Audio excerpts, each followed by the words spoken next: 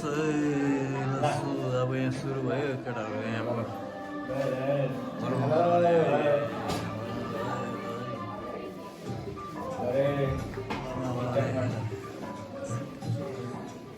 हाम्रो यहाँ पुरानो तल भएर नयाँ चेन्ज गर्नको लागि बनाएको होटलमा चाहिँ यहाँ लम्बे भान्जा हो मेरो चाहिँ भान्जा है हाम्रो दुईजना भतिजोहरू पनि छ ऊबाट हाम्रो एउटा त्यहाँबाट मगाएको हो